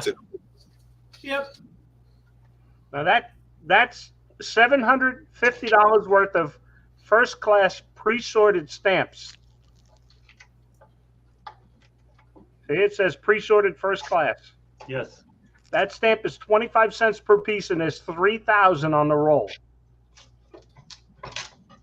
Dean, So- would you love to have a roll of them stamps? When I do a bulk mailing, if someone's sending out something first-class mail, I can put these stamps on, and when I prepare the statement for postage, I can say that so many pieces have a 25-cent stamp on it already, and then I just pay the difference in a check to the Postal Service. Using that. Hey, Cruiser, Yes, sir. what are you working on there, actually? I was trying to see what you're doing. Copper. Oh, them's terrible. Let's go.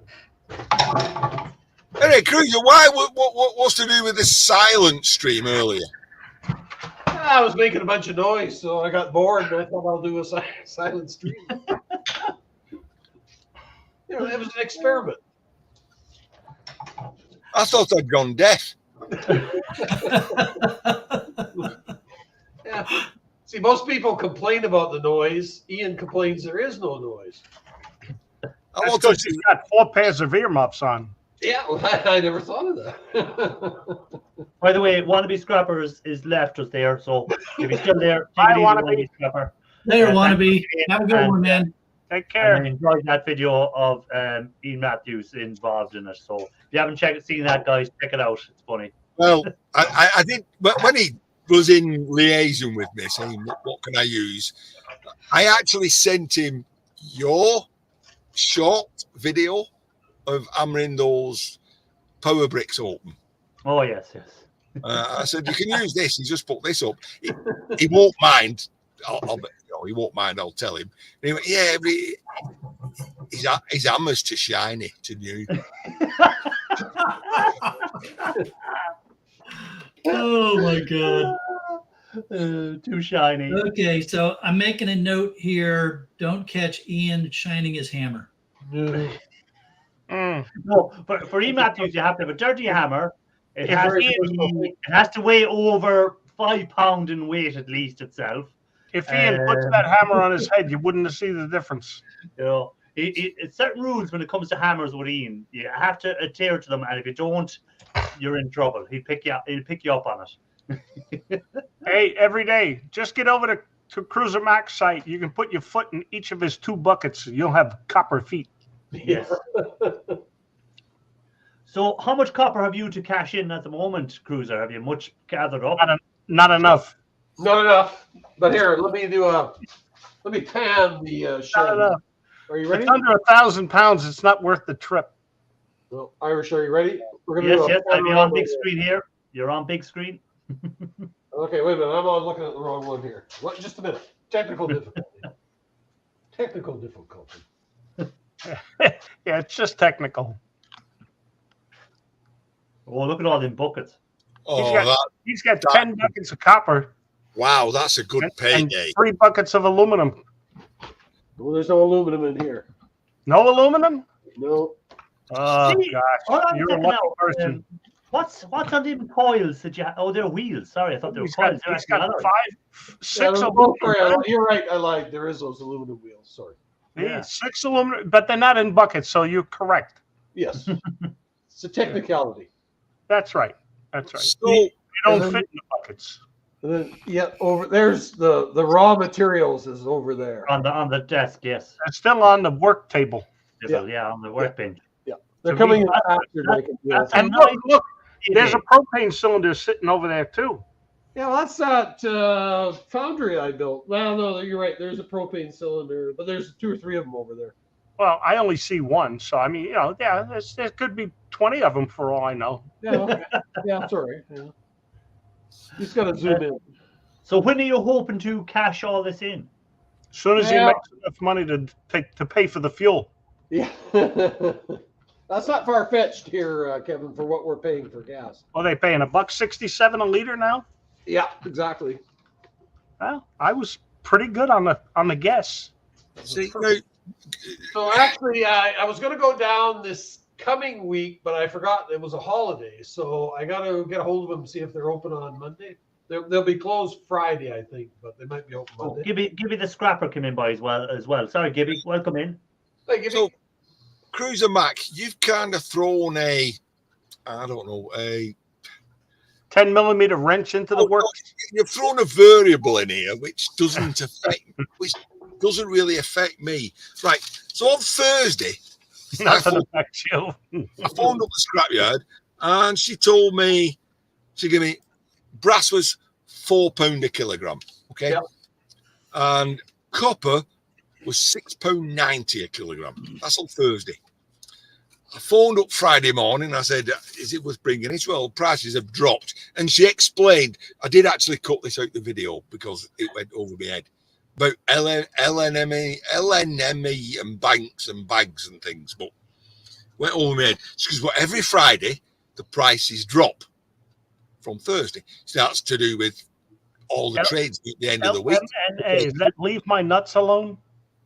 So anyway, the point is, when I took my copper in, now she promised to hold the price of £4 a kilogram, even though that had dropped to about £3.90.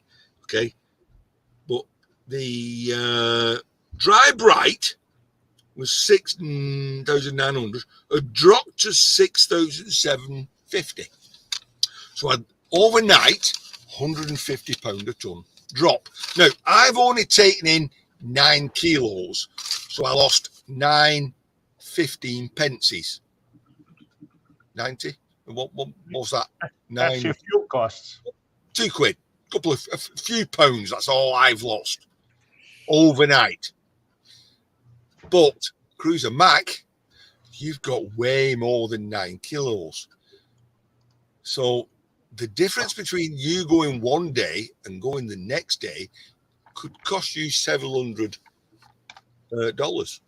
Good, but I mean, it's probably going to be, say it was 450 or 460, but that's still way more than we were getting last year. So, I mean, maybe it's gone down a bit, but it's still great prices overall. Yeah, I look the same thing. I was only, I was over the moon if I got £4.50 for copper. Yeah. And now you're snubbing your nose up if you don't get. Yeah. Yeah, what do you mean? It's like 450. It should be 480. I've highlighted that comment there by Gibby about I'm looking for a copper wire granulator. How much wire would you need to get and have all the time to make one of these? If you don't pick up 150 to 200 pounds of copper wire a week, it's probably not worth it. Yeah, that's what I was going to say. So, Gibby, would you be picking up that amount of wire every week? Or is it just something you just want to get? Because sometimes I buy something because I just want it, and it doesn't matter that it's never going to pay for itself, but I want it. So I'll buy it if I can afford it. So you pick up that amount of wire? Take that. Like most of the yards I don't think are set up for that granular copper. You have to have a wire for it too. I have 4 barrels of wire and still getting more. Yeah, but one of them machines would go through that 4 barrels of wire in a day, probably. Go through 4 barrels of wire in 2 hours. Yeah, yes. So then what are you going to do? I don't want to rain on your parade or anything, but unless you're picking up, I don't know, tons and tons every week, I don't think it's ever going to pay for itself. It may not be worth it. The scrapyard I go to, he's thinking of buying a granulator, right? Well, what puts him off is contamination. So you take your wire in, some of that wire is aluminium, right? Yes. Or it's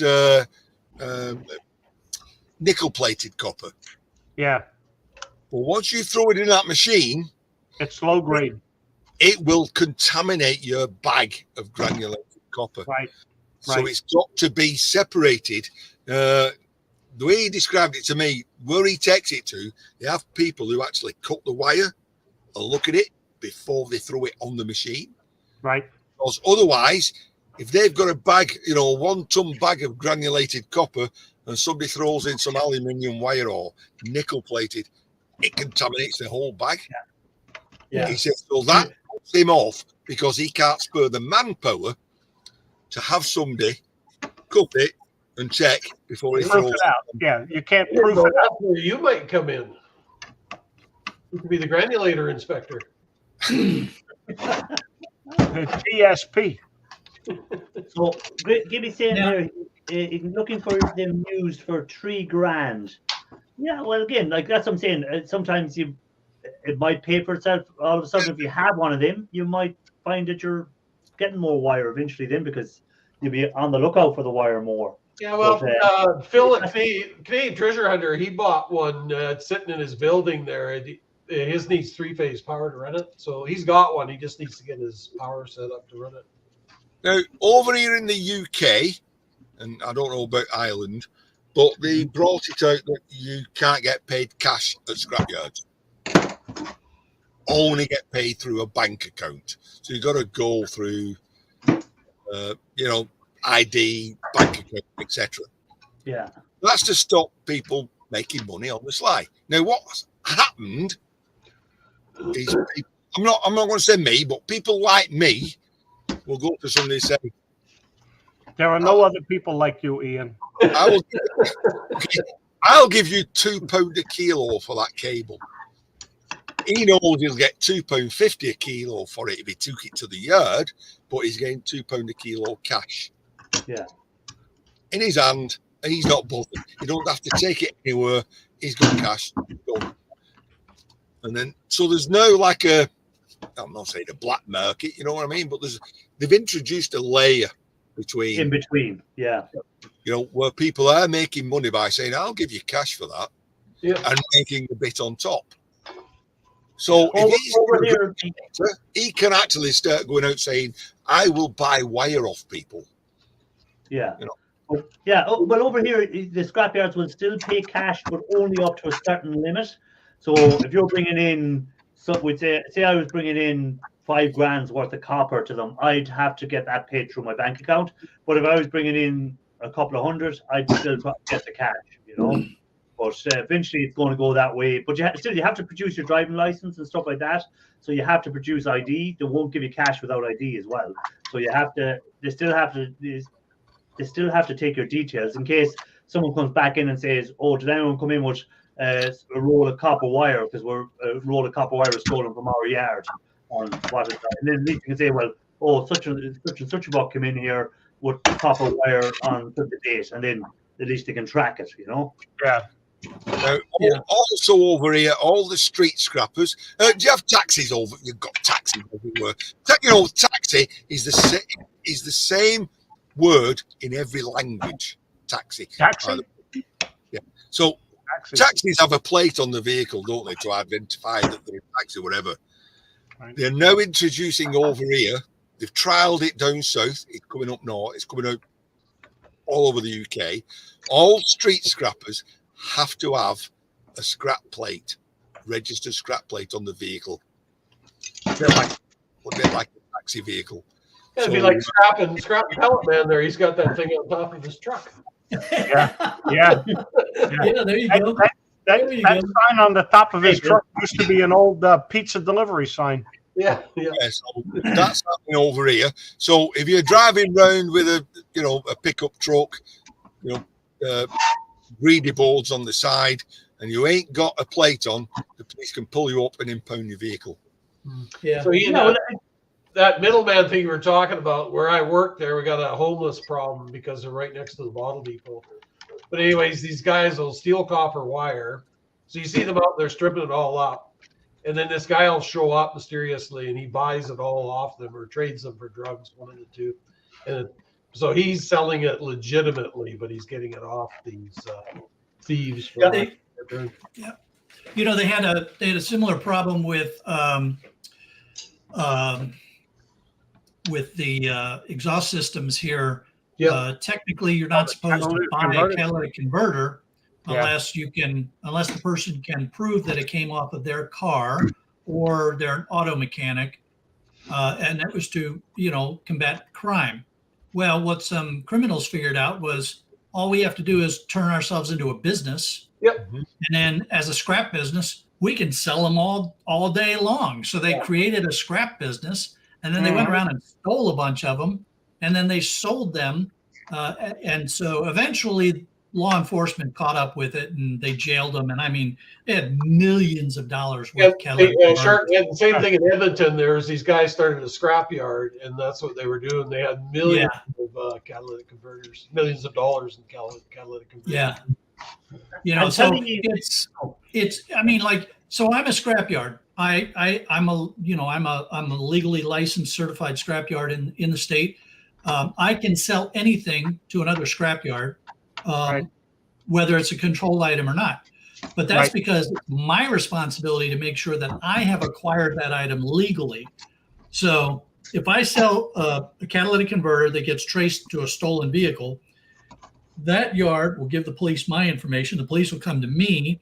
And if I can't prove that I thought I was buying a legal item, then I'm the one going to the who's gal. Yeah. I was going to ask Ian there, who's on about the license plates and stuff like that the scrappers have to have. So what would happen if the old Bill stopped a Volvo full of fire extinguishers, I wonder? Oh, that's totally different because no. As you know, and as my channel can prove, I am a metal artist. I only collect brass and copper. Your name isn't Brutus Middle Art. Yeah, to make art, and all the other stuff is surplus. So yeah, I can weigh that in, legally. Hey, George, have a good night. Thanks for being Night, in. George. Appreciate it, George. I'll let you know if that hangs. If that stands up in court, by the way. Yes. Let me know if that washes it by the judge when he's handed down. If you have to stand up in court, bring crutches. I can't. I've weighed them in. It's I'm small fry. You know. No, but I can understand why they're doing it too, because you have vans going around collecting scrap, which should actually be in the scrap pile themselves. So that's bad. Well, that's like back in the 50s and 60s. The junk man would come down the block in his old truck and ring the bell or smack the side of his door. Yep. Yeah. You know that you could bring all your old scrap metal out to him, sinks and faucets and sewers, garbage cans, whatever you had. Yep. Rag and bone bin. See, the thing is, you look at some of these scrap vans they have, and the doors are hanging off them. The trailers are about tied on with bale and twine wire or something. They're just, it's like they brought it on themselves that they're going to be because they weren't sticking to the rules. So then they've no one to blame but themselves, because they as far as I'm concerned, because they just didn't. Now there is a certain percentage will stick to the rules, but then there's a lot of you look at 10 scrap vans coming down a road. 2 of them you'll say, oh yeah, they're sticking to the rules, whatever. Then the next ones have piled way high, not tied down, stuff hanging off the back, no flag on the back to let you know there's something hanging off the back, stuff like that, and they just don't care. So then when people start setting these rules, they're giving out. If they stuck to the rules in the first place, they wouldn't probably have to be doing this now. Yeah, but they just make it more difficult for everybody else, though. Yeah. Right. Unfortunately, rules only work for people who are inclined to follow the law. Correct. Criminals and scumbags are still going to do whatever criminals and scumbags want to do. Yeah. So it's only us law-abiding citizens that pay the price for this criminal scumbag thief that ought to be drawn. Yeah, but it'll be easier to catch these criminal scumbags now, because they'll be the ones collecting scrap without the license plate on their van. So straight away you've spotted them. That's right. So also over here in the UK, they've now the DV, it's not the DVLA, the DTI, the Department of Transport have now tightened up the rules, and white goods on the vehicle have to be secured with a strap. Yes. You can't just throw a rope across.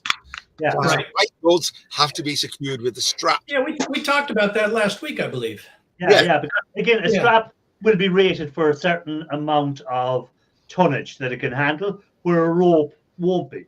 So if you're tying something down with a strap, at least if you're using something that is a 1-ton strap that can hold 1 ton weight, you know that item is secure if you're using the strap. If you're tying down a rope, you don't know, can that rope handle how many kgs before it snaps?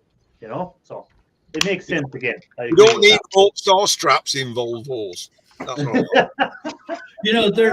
There's I can understand another reason why they want to crack down on that, because I've seen it here. During a bulk waste pickup day, you'll have 2 trucks in a truck, and they'll be flying through a neighborhood, and then all of a sudden it's like, the tires screeching. They pull over on the side of the road to grab some scrap, and the person behind them, there's so many near miss accidents because they're driving too fast. They're making rapid stops, those kind of things, and they're blocking up streets. So yeah, I can understand that. I worry about it because I could see the day where the local communities have had enough of it. Yeah. And they want to start imposing some sort of regulation here, and then I have to stop street scrapping too. So yeah, there's a lot of reasons why that gets to be problematic, and it just goes back to people that are reckless. They're not paying attention to the rules. They don't care about anybody but themselves, and they act dangerously or unlawfully. Yeah, well, I say anything that makes it safer for the people who want to scrap as a business and do it properly, I'm for. Because again, I'm only doing it as a hobby. So again, it's not going to affect me. I'm not doing street scrapping. I'm not going around collecting stuff off the street. All my stuff is usually given to me by people or whatever. Someone will ring me and say, I got this for you, come and collect it or whatever. Stuff like that, Well, Marty from Scrap Kingdom, if you watch his videos, very often he'll just slip in. He was pulled up by the police. And he's very forced. He knows every rule going, But he has to follow it, he has his licenses and he knows his limits and he has his straps. Because he knows they can impound the vehicle. The vehicle is no work. Yeah. Yeah. Oh no, that's the thing. The license, having them banned with the plates on them in England, I think is a good thing, and I'd like to see that coming in here in Ireland, to be honest, because you have too many people going around collecting scrap that aren't really scrap. Well, they are scrappers, but they're not legitimate scrappers, and I have to laugh because I go to the yard and I hear them complaining about people driving around in cars and picking stuff up, and I'm in the car, and they're like, yeah, but you're not street scrapping, really. You're just, if you're going by and you see something, you're not going out with the intention of saying, right, I'm going to drive this neighborhood tonight. No, I don't street scrap. Yeah. So you're different. If I'm going by something and I see it, I'll ask the person at the house, are you getting rid of that? And to say, oh yeah, I'll just say, well, can I have it? And and I tell them then whatever, and then they'll either give it to you or they'll say no. So it's thing, but I don't go saying, do you know what? I might drive down such a road tonight because there might be some scrap there, because that's not what I'm about. But the guys that are doing that are just. But what I've noticed over here, I don't know if it's the same in England. That they once they get their foot in the door, some of these guys, they keep coming back at night, maybe when they shouldn't be looking in there. Because they might have seen something else in the backyard that they want, Yeah. And they'll be saying that it's those Eastern Europeans who go around to pick anything up. Well, I'm not going to say it's any particular group to pick anything up, because I'm sure that English people do it, Irish people do it. Can you fault people doing what they need to do to earn some money? Yep. Yeah. I don't have people doing a turn of money or whatever. They might need a bit of extra money or whatever. Again, I have no problem, but I have a problem if you're going to be throwing the stuff all over the place and making a mess and making it bad for other people then afterwards. The people tarring everyone with the same brush, then going, oh, well, all scrappers make a mess when they're picking stuff up. They all don't care. They just throw stuff all over the street. They drop stuff wherever they want and stuff like that. That's what I have the problem with, because then all of a sudden, it's so important, and Shirk will, back me up on this. I go to a job, I tidy up after me. I'll tidy somebody else's mess up. Yeah. Because they'll ask you back. And that's it, you be honest, you tidy up. You make the place. They want you to take their shit in the day. Yeah. So you clean it up. Yeah, but they don't want you to make a mess when you're doing it. That everyone in the place is giving out. Oh, look at the mess that was left outside such and such as one's place. That's the thing about it. Leave it cleaner than you found it. I got a comment the other day. And apparently what Wannabe said in that video, I know it was tongue-in-cheek, his wife saying, how does Ian get better scrap than you? Well, it's over the years of doing people favors, of being trustworthy, and they'll come back to you because they know you've done a good job in the past. Yeah.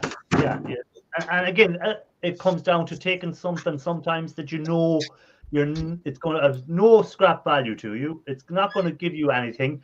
But if you take it off them this time, the next item might be the one that's going to make you some money. The amount of old computers with all these gold-fingered boards that I've taken off people, that's not worth a carrot to me. You know, I know what you mean. Or something else, you know that.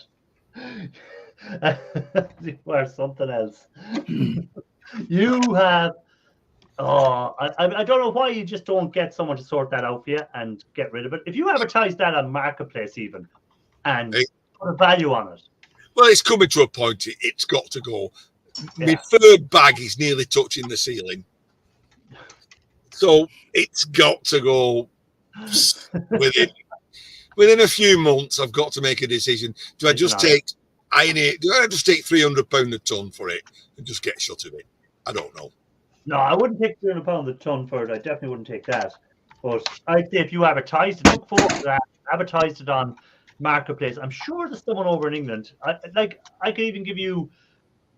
I can get you into one of the Facebook groups that do all that e-waste stuff, and there's loads of people in England that do that sort of stuff, and I'm sure they'll buy some of it. And I bet there's one not far from you that'll buy it off you. At the moment, it's not eating anything.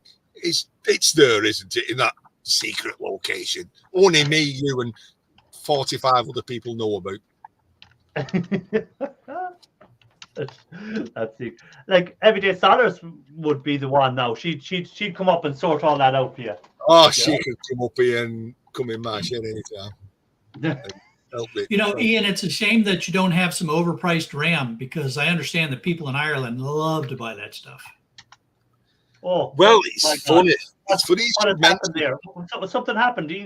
Shark just disappeared. I don't know where he went. Keep him down there. It's funny you should mention that. I found a bag full of the stuff around here the other day. You may think I'm too busy next weekend to call to you, even though I'm over there. You may think I'm too busy. All right, be out there. I know where you live now, and I know what the secret location is.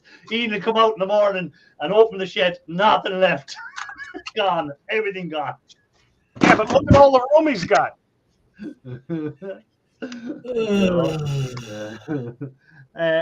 What was I going to say there? There was something else I was going to say. It's 10 o'clock. It's time to go bed. It's not 10 o'clock. It's 8 minutes to 10, so you're going to have to hold on for 8 minutes. Don't push the envelope there, Ian. And be careful which way you lean. Is there a clear spot to your left or to your right?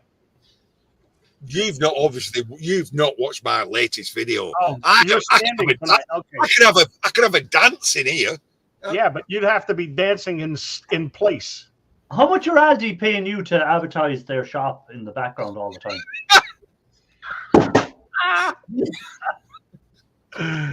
The other side, the other side, you clown. Yeah, there you go. That's amazing product placement there, Ian.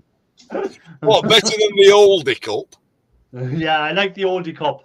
I was looking at it, I go, he's got an Aldi cup. And then I see the clothes, I said, no, it's an oldie cup, 2 people with the sticks. Hey, should I be charging Chris for this? And sure, look at Mr. EWaste Mike wearing it.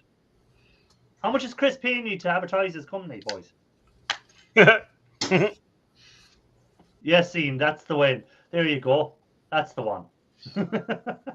Hey, whatever happened to the homeless guy in Manchester who's wearing one? Whatever happened to Mike? Whatever happened with EWaste Ben trying to use Board Sort's name? No idea. Oh, okay. I thought you might know. I have a rule. If it don't directly concern me, I don't care. That's a good exactly, and that's a good rule to stick to, Mike. Not my problem. I could care less. If only more people would follow that rule. Yes, but curiosity killed the cat. Satisfaction brought him back.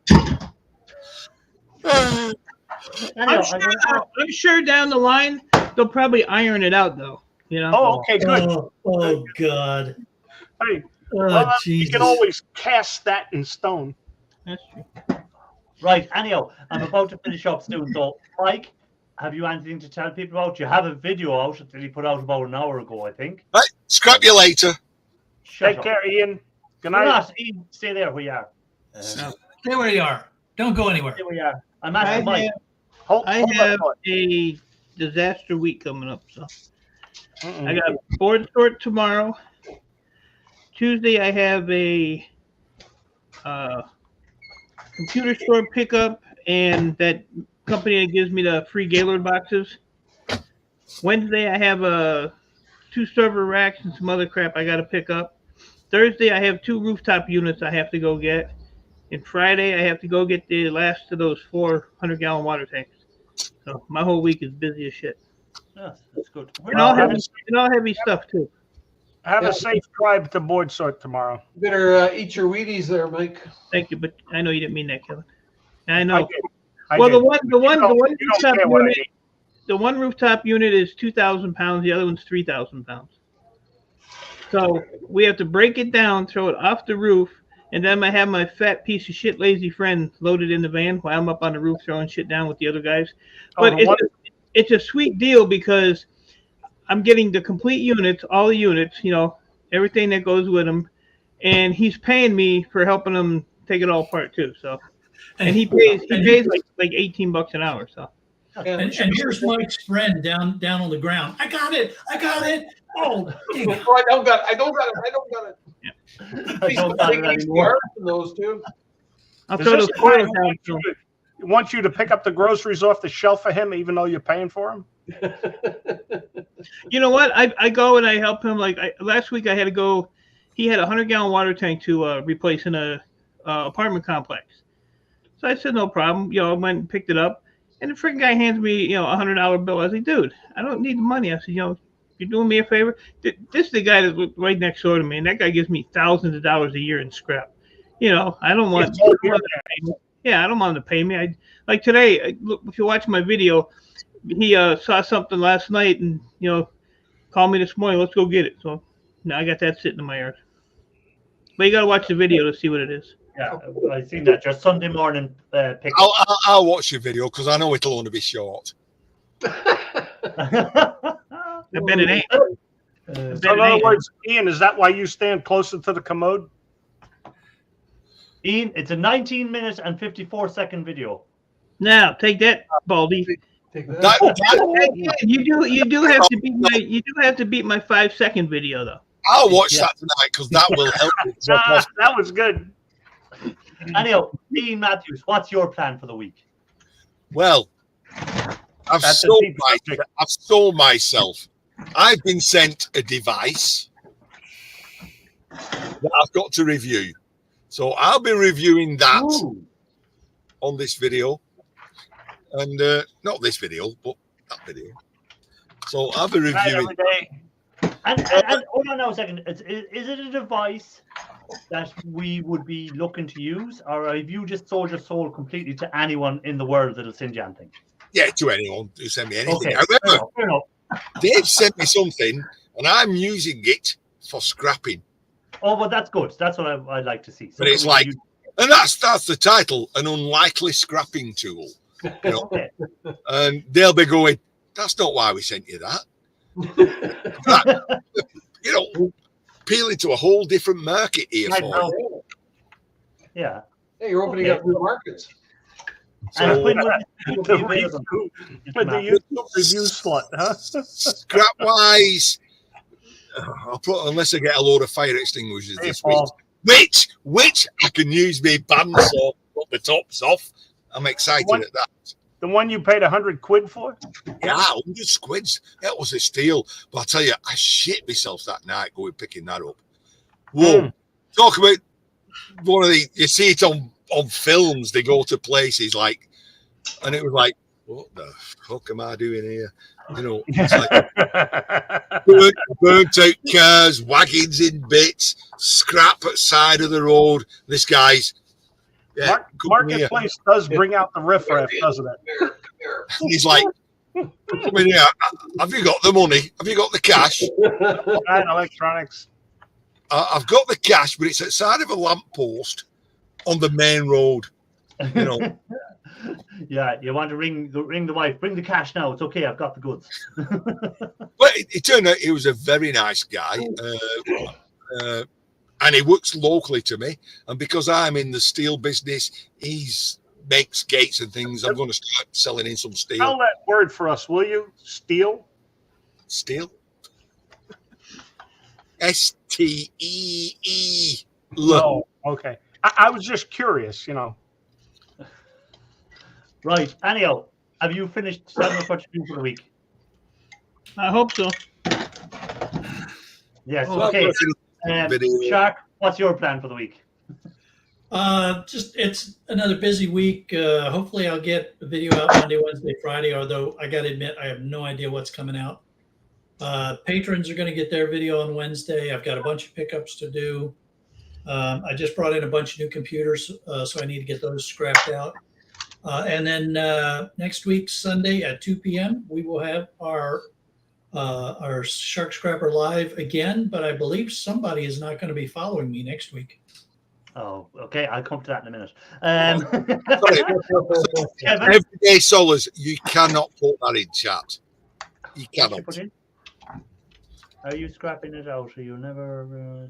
She's been asked to test the device, and you won't believe how powerful the motor is in it. Okay, I don't want to know. Kevin, have you any videos coming out or anything? No, but I will be making another pickup from one of the schools. Okay, so we can maybe see you picking up Yeah, more PCs. Yeah, I might throw out a 5-second video like Mike did. Yeah. Here's some PCs that I'll be collecting that I'm never going to scrap out. There you go. I just put them on the shelf and watch the shelf collapse. Yeah. Cruiser, what's your plan for the week? Well, if I can find a couple of those plastic barrels, there's all kinds of this aluminum just to be had for picking it up, but it's all loose pieces, so I don't want to throw it in the back of the truck. So I got to search for some of those big blue barrels to put it in.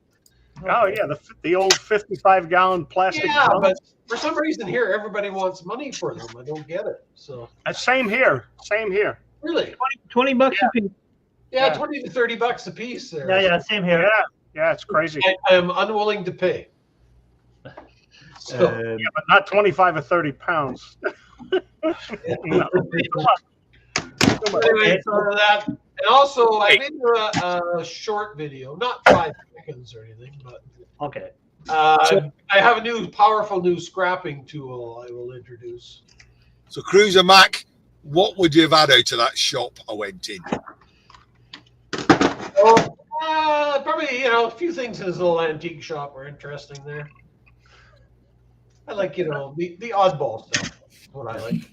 Cruiser goes like you, Ian. He goes to sale to sell stuff, but he comes back up more than he went. Yeah. Oh, listen, my wife, when he said I could have that rocking chair, he said, you can have this rocking chair, you only have to glue it together. My wife's looking at me going, you best not even think saying yes. Yeah, and Ian goes, I'll be back later when she's not with me. Put it in the corner. I want to know what was on that guy's shirt. What? What was on that guy's shirt? I don't know. I didn't- At the garden shop in your video. Yeah. I'll go back and have a look. I look like bird crap. Yeah. That's funny. I was wondering the same thing myself. I wonder Yeah. what the last time he washed that thing was. Oh, he Hey, was I'm a- about to finish up the hell. I'm about to finish up, you clowns. You won't let me talk. I'm going to go crying. But yeah, I'm about to finish up. I won't be here, as Shark already said, next Sunday. Why not? I'll be. Because it's Easter, you peasant. On holiday? Are you on holiday next week? I'm actually over the pond, over near Mr. Ian Matthews. Look at it. So What? How near? You're traveling east next week? Southland. How near? What do I have to lock up? Everything. But so I won't be here next Sunday, but I'll be back the following Sunday. I hopefully will have a video out this week. I can't guarantee it because I have to get my garden fixed up that I've started half doing.